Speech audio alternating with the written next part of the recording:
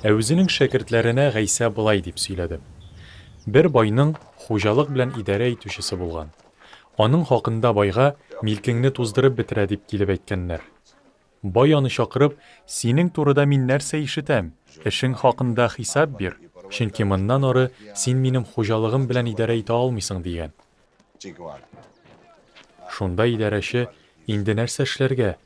Хуҗам мине идарә эшеннән азат итә, җир казырга көчем юк, хәер сорашырга оялам.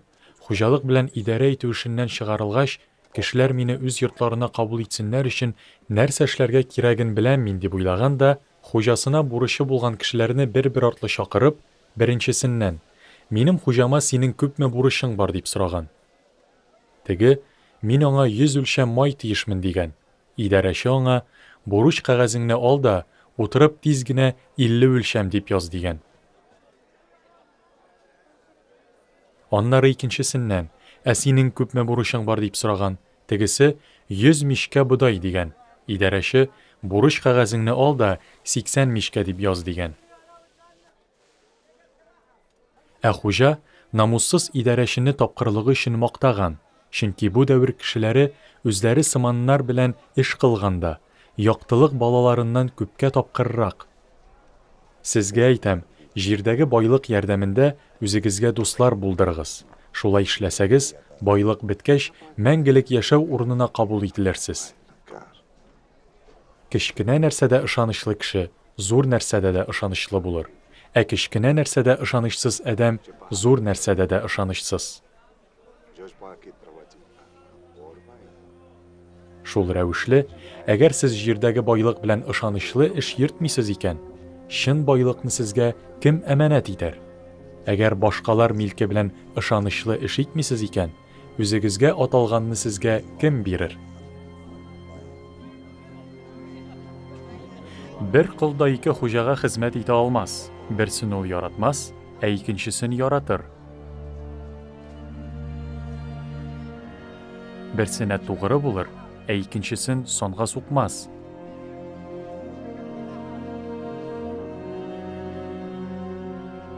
Аллаһыга да, байлыкка да бер юлы хезмәт итә алмассыз.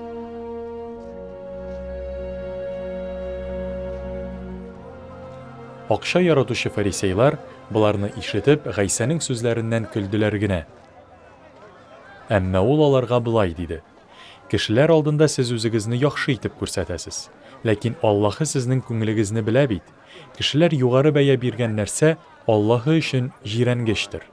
Муса кануны чоры һәм пәйгамбәрләр заманы шундыручы Яхья килгәнче дәвам итте. Хәзер исә Аллаһы патшалыгы хакында яхшы хәбәр вәгазь кылына. Һәм һәр кем шунда омтыла, шунда аяк басарга тырыша.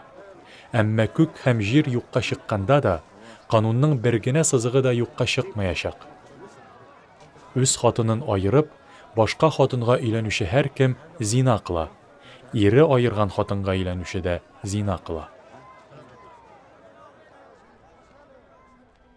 Кайчандыр бер бай яшәгән. Ул нәфис җитен һәм куе кызыл тукымадан тегелгән затлы киемнәр генә кигән һәм һәр көнне зур-зур мәҗлесләр үткәрә торган булган. Аның капка төбендә бай табыныннан өстәл астына төшкән сынык санакларга өметләнеп, бөтен тәнен җәрәхәт баскан Элгазар исемле бер фәкыйрь ята. Һәм этләр килеп, аның яраларын ялап китә икән. Көннәрдән бер көнне әлеге фәкыйрь вафат булган һәм фәрештәләр аны Ибраһим пәйгамбәр янына илткәннәр. Шуннан соң бай да үлгән һәм аны күмгәннәр. Бай кеше үлеләр дөньясында газап чиккән вакытта башын күтәреп караган һәм еракта Ибраһимны, аның янында Элгазарны күргән. Шунда ул кычкырып: "Ибраһим атам, шәфкать күрсәтеп, минем янга Элгазарны җибәрче. Бармак башын суга чылатып телемне суытсын иде, чөнки бу ялкында шундый газап чигәмен" дигән. Әмма Ибраһим аңа: "Угылым, исеңә төшер, син тормышыңда бар рәхәтне татыдың инде, Элгазар михнәт чикте. Хәзер исә ул монда юаныш күрә, син газап чигәсең. Моннан тыш, безнең белән сезнең арада зур упкын. Шунлыктан сезнең якка чыгарга теләүче моннан китә алмас. Сезнең яктан да монда бер кем аяк баса алмас."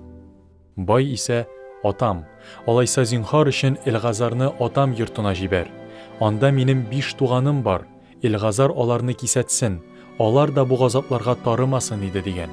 Ибраһим аңа, аларның Мусалары һәм пәйгамбәрләре бар, шуларны тыңласыннар дип җавап биргән.